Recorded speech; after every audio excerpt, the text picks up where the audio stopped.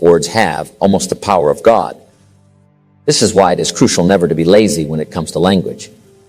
Our capacity to communicate, to skillfully arrange words in a manner that forms images and pictures holds immense significance.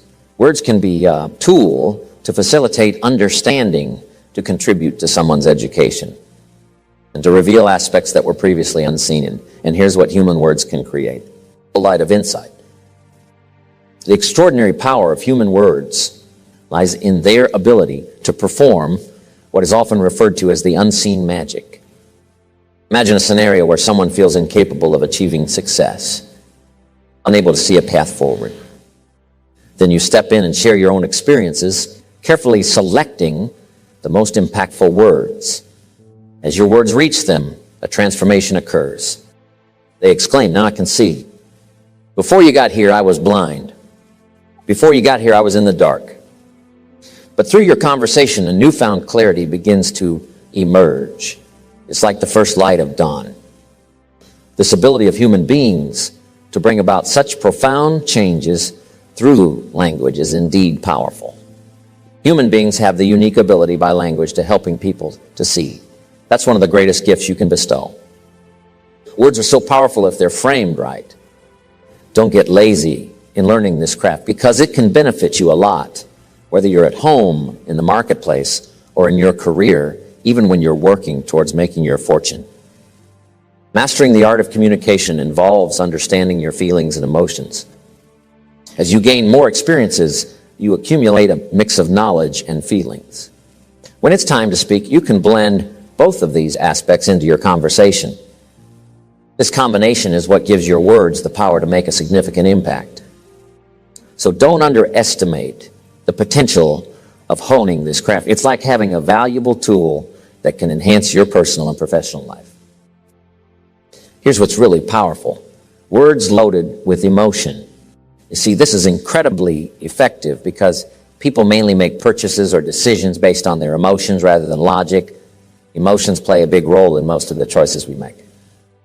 The interesting part is we only need a certain amount of logic to support or explain our emotional decisions. So understanding the strength of emotions behind the words you use can be a key to influencing decisions and connecting with others on a deeper level. It's like realizing that emotions are the driving force, and logic just comes in to back it up. Take a look at Hitler and how he could really get people stirred up with his speeches. Think about Stalin and how he had this knack for rallying people with his words. And they truly believed in what they were saying with all their heart. Unfortunately, the results were disastrous, but it shows how powerful emotions can be. Yes, in their case, it was for evil purposes. But here's the thing: this same intensity, strength, power, and emotion can also be used for good. It's like a tool that can change the whole outcome of communication. So understanding and using emotions in the right way can make a positive impact in how we connect and communicate with others. Words with strong feeling change the meaning. Words become powerful when they're filled with emotions: belief, courage, love, understanding, awareness, sympathy, concern, and the impact of being touched by somebody. If you incorporate more of these heartfelt elements into what you say, it can have an even more amazing effect. In other words, the stronger the emotion and sincerity you put into your words, the greater the impact they can have on others. It's like adding extra layers of meaning and connection to your communication. Here's the combination: carefully chosen words mixed with just the right amount of emotion. Like finding the balance, not using too much intensity for something small. Think about actors on stage or in movies. They have to master this skill of blending the right emotion with their lines and the words they're supposed to say. It can be super impactful if it's done just right. Imagine if you had this really important point, but you threw in only a tiny bit of emotion. It wouldn't connect, right? So here's the key. When something is a big deal, make it a big deal. And when it's a smaller matter, keep the emotional tone on the lighter side.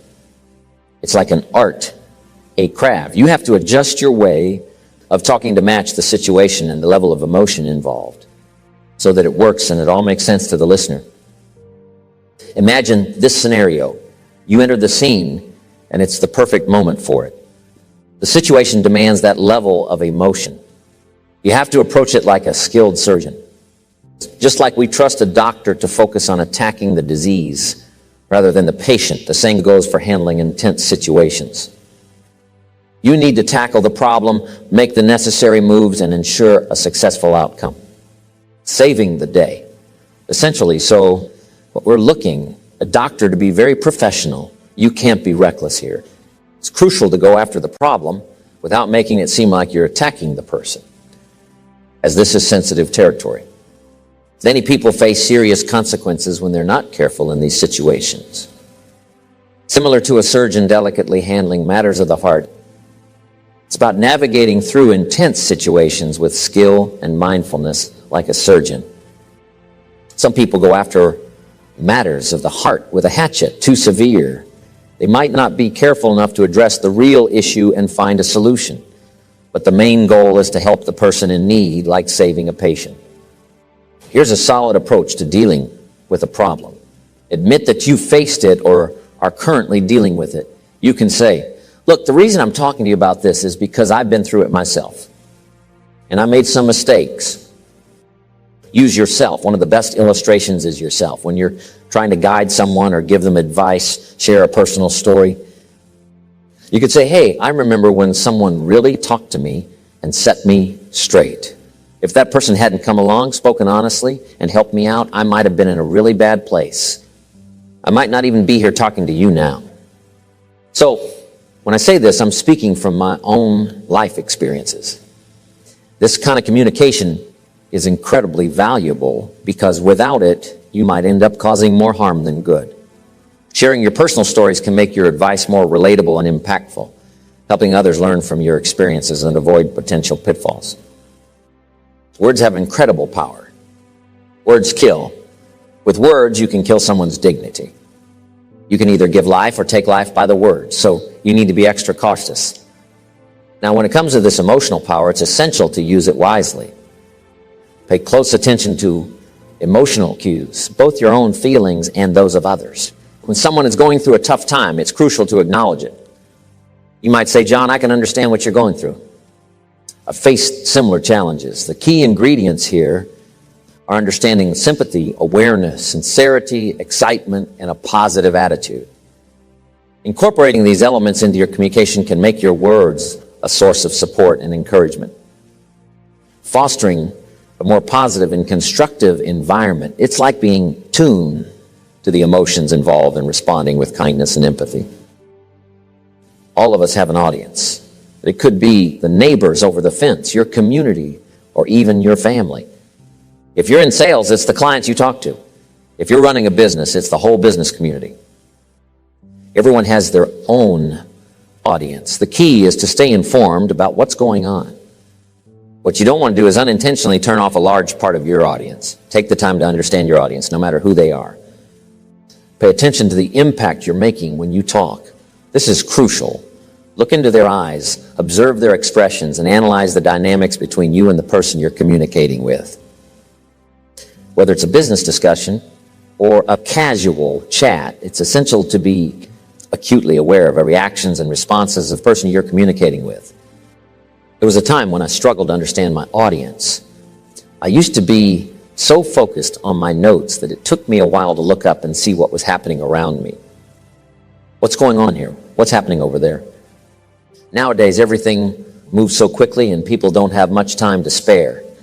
You need to get your message across quickly. You've got to convey your point in a short amount of time because life is fast-paced. If you want to be good at communication, you've got to be brief on any one point. You can't linger long. I used to tell really, really long stories. I just drug them out too long. People get weary. Here's a little secret. Human attention spans are short. You have to practice being short and to the point. Keep your communication brief. The more you can express yourself in fewer words, the quicker you can get your message across.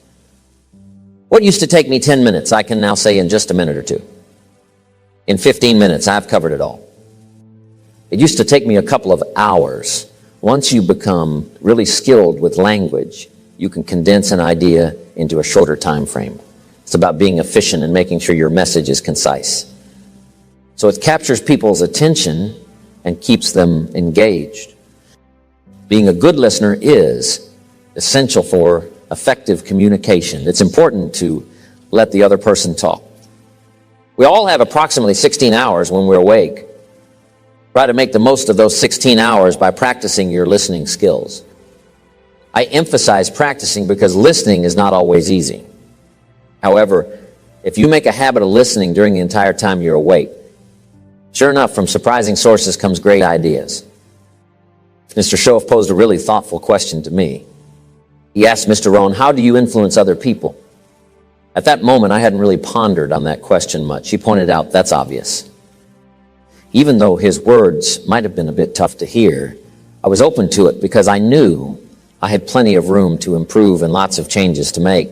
But how do you affect other people? It's just a major question.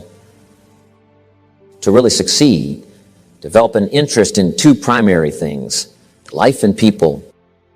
Many people aim for success, but they often lack that deep curiosity about what's happening around them. So if you genuinely want to build up a wealth of information for your future conversations, you need to be captivated by life, intrigued by stories, and fascinated by human behavior. Ask yourself questions like, why do people act the way they do? What motivates their actions? Also, become curious about your own life. Explore why you act the way you do, why certain feelings arise. This kind of fascination will not only help you gather ideas and inspiration, but also lay the groundwork for future communication. It's like building a foundation, creating a reservoir, depositing knowledge into an account that you can later draw from when you communicate with others. When you allow all aspects of life to impact you, it influences not only your conversations, but also your communication skills. People can sense that you have a deep connection with life, and your sensitivity, interest, and fascination with it make life exceptionally meaningful for you. Let me tell you, this will reflect in your conversations, your emotions, and your ability to connect with others. Embrace it. Don't shy away from it. Nurture and grow this quality so that you build up a practical understanding and a profound awareness. When you're ready to speak, there will be a wealth of substance ready to support whatever you want to convey. This is what brings about real power in communication. Talking to others is a significant part of life. Sharing thoughts and expressing our feelings is important. And if you treat it casually, sure enough, you might not improve much in the next year or two compared to where you are now. I was clumsy when I started. To improve at anything, you need to just start doing it. Keep practicing, and gradually you'll get better. Even if it feels awkward at first, initiating a more effective communication strategy is like starting a program to enhance how you express yourself. Keep working on saying things better and better as you practice. Over time, you'll become more skilled and comfortable. Mr. Shoaff shared a valuable piece of advice with me. Don't try to impress, he said, rather learn to express. It's essential to be genuine and become a person that others would genuinely want to talk to. Those initial moments, especially the first few seconds or the opening minute, play a crucial role in building rapport and making a connection. As someone wisely said, you never have a second chance to make a first impression.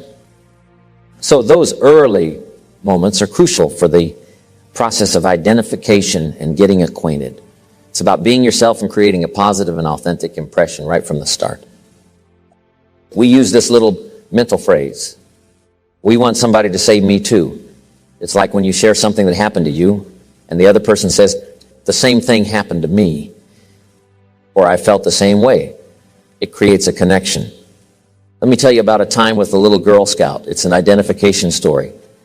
She showed me her unique presentation and asked if I wanted to buy. I really wanted to, but I didn't have $2. When I share this story, someone might say, oh, I've been there. I know how embarrassing it is not to have money. That's another identification story. To this day, I can remember the feeling of that situation. And when someone says, I felt that pain too, I know what it's like. It's a powerful connection. It's all about finding common ground with others, but it can be a bit challenging. Now, in the identification process, make sure that they're accurate stories. You want to maintain credibility in your communication. Think about it like giving testimony in a trial. If someone catches you in one lie, they might question the truthfulness of everything else you say. It's like throwing away the whole testimony. You wouldn't want that, right? So don't let lies creep into your stories. Even if the lies and exaggerations don't directly harm others, they can harm you the most. Trust is crucial, and once it's broken, it's hard to rebuild. We all hope for both truthfulness and sincerity, but we don't mistake sincerity for truth. Being truthful and sincere in your communication builds a foundation of trust and reliability. If you want to be sincere, you have to be honest. You just can't come up with sincerity telling an erroneous story. Even if you can make it sound sincere, eventually it will catch up with you. Most people appreciate when someone is open and honest with them, sharing true feelings, genuine awareness, what's happening in their life, heart, soul, and mind. So the key is to be sincere by always telling the truth. It's about building trust and creating genuine connections by being real and truthful in your communication. When we get a little older, we have these tricky ways of looking like we're interested when we're really not. To become a good communicator, it's crucial to recognize these subtle signals. However, it can be a bit challenging because in effective communication, you shouldn't confuse politeness with genuine interest.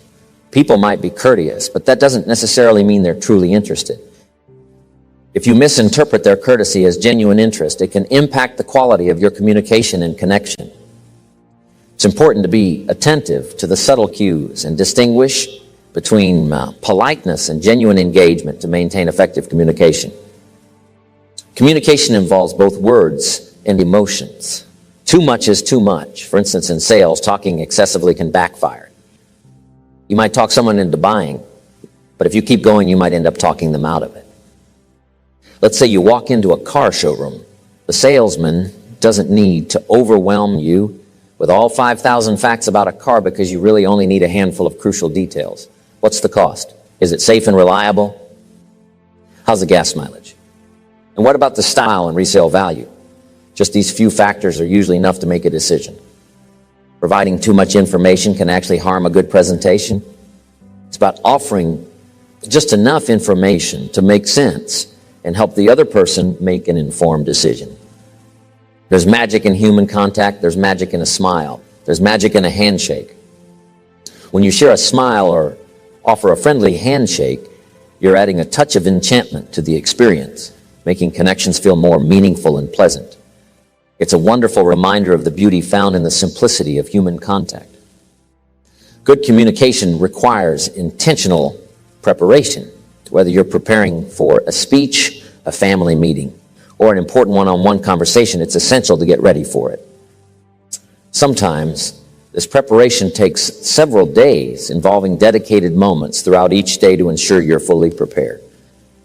There's a saying that for every hour of public speaking, many days of conscious preparation are needed. The same principle applies to personal conversations. Preparation is the crucial factor. Taking the time to get ready beforehand significantly contributes to successful communication. Whether it's in a formal setting or a more casual, one-on-one interaction. Instead of waiting until the last minute, it's important to avoid the approach of cramming, like we might have done when preparing for exams. Instead of putting things off and procrastinating, thinking we have all the time in the world, it's beneficial to engage in gradual and steady preparation. Remember those times when the night before the exam we would be in a rush, trying to cram in all the information? Good communication works the same way. It's not about waiting until the last moment, but about consistent and thorough preparation. This ensures that when the time comes to communicate effectively, you're well prepared and ready. Preparation is the key to good communication. When you're about to have a conversation with someone, it's beneficial to adopt a mindset of readiness. This means quickly gearing up, becoming conscious, and being aware before you engage in the conversation. Getting ready involves preparing yourself mentally and emotionally so that you can communicate effectively. It's like mentally putting yourself in gear, being alert and aware, ensuring that you're ready to actively participate in the conversation with full engagement and understanding. If you're looking to enhance a particular skill, communication is undoubtedly one of the most crucial abilities to focus on. Being able to communicate effectively can make a significant difference in various aspects of your life. Whether it's expressing your thoughts, understanding others, or navigating through different situations, if there's one skill to develop as well as any other, this is probably one of the major ones. Communication. Communication starts with you. Your world begins with you, not in a self-centered way, but in the sense that it begins with your consciousness and awareness. You need to have substance within yourself first. It's about being aware of your thoughts, feelings, and perspectives. Creating a foundation that enables fruitful communication with those around you. In essence, good communication starts with the awareness and substance you bring to the table. Once you understand that all of it starts with you, you open the door to making remarkable advancements. In various aspects of your life, this understanding allows you to take charge of your actions and decisions, paving the way for significant progress and positive changes. It's like realizing that by focusing on yourself and your choices, you have the power to shape your own path and achieve meaningful accomplishments. Embracing this concept sets the stage for incredible growth and success. Each day, we should consciously focus on collecting ideas, inspiration, and feelings that we can use for future conversations. That's why education is so important. That's why continuous learning is valuable. It means consistently acquiring new knowledge. Make it a lifelong habit. Constantly expand your vocabulary as you go through life. This practice not only broadens your understanding, but also enhances your ability to express and communicate effectively. So the key is to keep learning, keep growing, and keep enriching your vocabulary, ensuring that your comprehension and communication skills continue to evolve over the course of your entire life.